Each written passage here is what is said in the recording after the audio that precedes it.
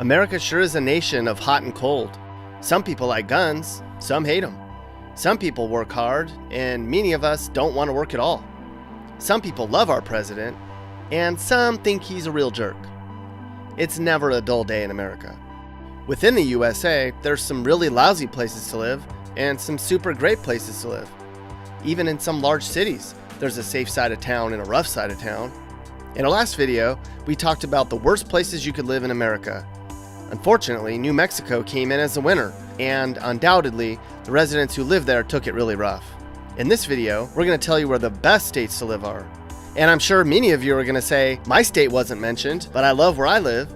To that I would say, great, good for you. Just like the video so we can get more views, would you? Now, we can make a pretty good guess as to which states we say are the best. They're the places where crime is lower, there's better jobs, and where the best Mexican food is.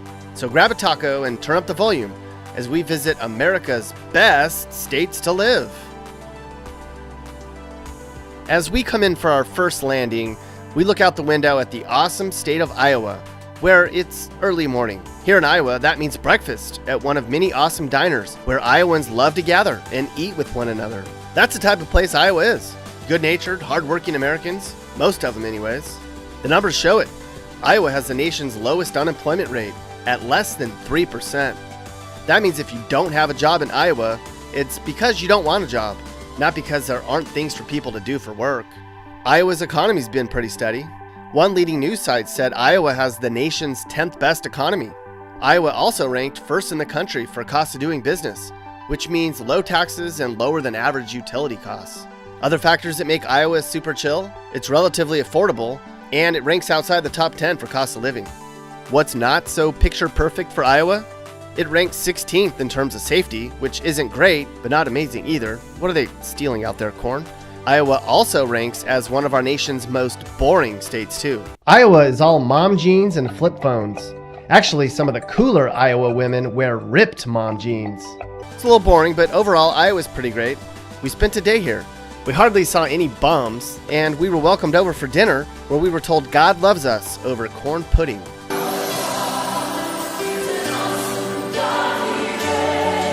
Look, there's an island. Let's set the plane down there. It's Rhode Island, our 9th best state to live in America. It's lunchtime, so maybe we should have some of Rhode Island's famous lobster. Now, here in Rhode Island, the statistics are pretty solid.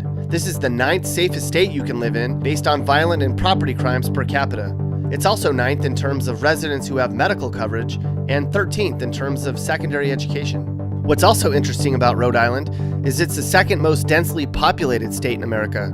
Some might say that's bad, and they want wide open spaces. However, Rhode Island's commute times are about average, nothing like in nearby New York and New Jersey. That means while there's people all over the place here, it's not overly crowded. Howdy, fellow Rhode Islander! I guess the only bad part about living here would be the amount of gossip in town. You can bet if you get a DUI, a lot of people will find out about it. Did you know Rhode Island has more donuts per person than any other state? That's right, Mappy. I had heard that before. There's donut shops everywhere here. Sounds like you can get practically any type of donut on your short drive to work each day.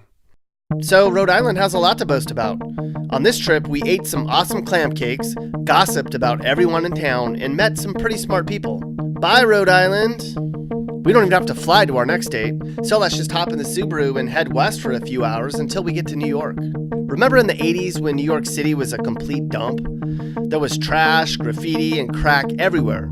Then Mayor Giuliani came in and cleaned the place up. Now, New York is ranked the 12th safest state in the nation, and New York City is totally safe, clean, and fun again. Now, that's not all that's great about the state of New York. It ranks 8th highest for income levels, so there's a lot of opportunities for growing your career and/or opening new businesses. And New Yorkers are a smart bunch, ranking 10th in the nation on education metrics annually. However, one thing that brings New York down is the high cost of living. As a whole, New York ranks 2nd to last for affordability. A lot of that is because it costs like $5 jillion to rent an apartment downtown. Much of New York, though, is wide open spaces. This is what they call upstate. Did you know New York was voted as the best state for bagels? However, New York also has the highest number of food poisoning cases in the nation. As we depart New York, we're pretty pleased. We walked away with some cool trinkets, ate some amazing food, and didn't even get sick. Our next flight leaves out of JFK, because who the hell flies out of LaGuardia, as we begin a short trip to the Midwest. Today, we stop off in Minnesota, where luckily it's winter. Yes, sure, the weather here can be a real nightmare. Minnesota winters were actually voted as the worst in America. There's long stretches in Minnesota when you're trapped at home. Snow day, anyone? But what makes this huge expanse of a state so great? First of all, Midwest values, pal. Minnesota has a stereotype across America as being a place where people are nice. Minnesota nice, they say. They're actually not really that nice. They're just being pleasant and polite to each other. But we'll take fake nice over mean any day. Overall in Minnesota, people work pretty hard and have good values. The unemployment rate's the 5th lowest in America, and for darn good reason. There's pride in work in Minnesota, at least outside of North Minneapolis. Minnesota has the nation's 4th lowest poverty level. And did you know Minnesotans have the best credit of all Americans? Minnesota thinks it should be first in America. That's a little aggressive, Minnesota. You're pretty cool, but not that cool. As we depart Minnesota, we're reminded that back home where we live, it's much warmer. But at least we got to try some ice fishing, great coffee, and didn't even hit a deer on our way to the airport. We'll be back to the Midwest again. We're taking a red eye from Minnesota to our next best state to live, Vermont. People in Vermont are like, stop saying we're awesome. We don't want any more people moving here. Sorry, Vermont. It's just that you're so likable. Vermont's home to the hippie libertarians who drive Subarus and eat grass. But Vermont hippies aren't the lazy, unproductive types you might think. Only 3 other states outwork Vermonters, and they earn above average salaries in this state too. Where's the second safest state in America? Vermont is. The only other safer place to live in America is right next door in New Hampshire. There were only 10 murders in Vermont in all of last year. In Chicago, that many people got shot at one party. Did you know Vermont has the least number of fast food restaurants? Interesting point, but for many Americans, I'm sure they would think that was a bad thing. Vermont also ranks as the 3rd best place for health insurance too, which means people here are healthy as a clam stuck in the mud. Now, some people like diversity, but you won't find that here. It's practically all white people in Vermont. That means the culture here is very one-sided. Goodbye, Vermont. We'll miss you. We're gonna have a good next flight as we drink the syrup and eat the ice cream we got there. Can I get a burrito over here? Somebody, please? We're coming in for a landing back in the Midwest again, this time in the state of Wisconsin, home of cheese and cheese. They're certainly not the healthiest bunch we're gonna visit. However, there's a lot going on in Wisconsin these days, in case you didn't hear. Of the nation's best cities to raise kids, about 1 in 3 are here in the beer state. The fun comes naturally, great fun for the family. There's so much to do, so much to see. Day and night, it's a place to be, Wisconsin. How can you not think Wisconsin is the best state after watching that? It's just across the board generally at least above average in every category we looked at. It's pretty safe there, and people work hard. In terms of quality of life, not bad. Things to do, sort of boring, but not too bad. Education, pretty good. If Wisconsin was a sports team, I guess they'd be in the playoffs every year. Most people would say racial equality is a good thing. However, not here. In Wisconsin, blacks are 3 times more likely to be out of work, and blacks are 11 times more likely to be locked up. I just want to say, can we all get along? That was Rodney King, everybody. It's a pretty state, Wisconsin is. Minnesota says they're the land of 10,000 lakes, but in fact, actually, that's a myth. Wisconsin actually does have 10,000 lakes. Google it. We leave the Midwest once again with promises that we'll be back one more time. What a blast! We drank practically the entire time and with total strangers. We have plenty of snacks to tide us over as we come in for a landing in the state of Connecticut. Oh, why do I feel this way? Must be the money! Does money make a place a good place to live? Well, it certainly doesn't make it a bad place to live, that's for sure. And money is what Connecticut has. A little bit ago, we called it the 4th richest place in the nation. Connecticuters are also very educated. There's only 3 other states with bigger brains than here.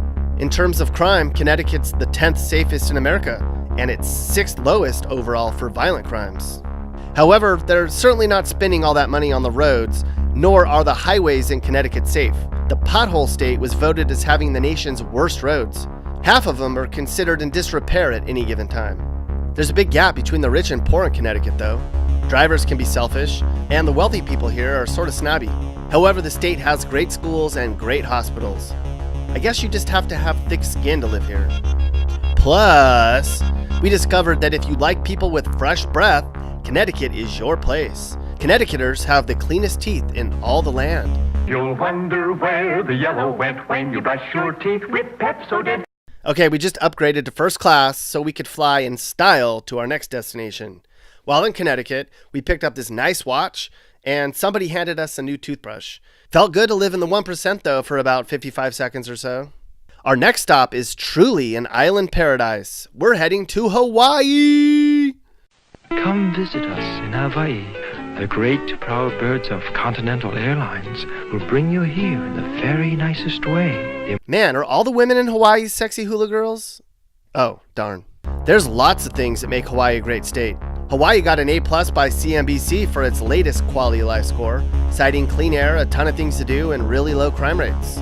Plus, there's rainbows everywhere, and amazing beaches, and holy crap, look at all the Mexican food. That's what I've been waiting for. Rosarita knows a better way to cook. Yeah. Rosarita knows a better way. There's so many Mexican restaurants within a short drive of Honolulu that you wouldn't even be able to pick. It's expensive to live in Hawaii, sure. Home prices are the highest in the land. The average Hawaiian home costs $690,000? What the? I guess you get what you pay for, though. There's beauty around every corner, and most residents live a healthy, safe life, according to the numbers. Did you know people in Hawaii sleep the least amount each night? No, I didn't know that, but isn't it time for you to take a nappy-mappy? Sadly, it's time to leave island paradise for good, but we got laid and saw a volcano burn a house down, so that was cool. We're heading back to the Midwest one more time as we land in Nebraska, the land of corn and corn and corn and corn. Corn, anyone? Alright, it's supper time here in Nebraska, so we're likely going to be sitting down with Ma and Pa, enjoying a meal of corn, creamed corn, corn pudding, corn gravy, corn jello, corn flakes, and probably a big old steak. That's what Nebraska people eat, right?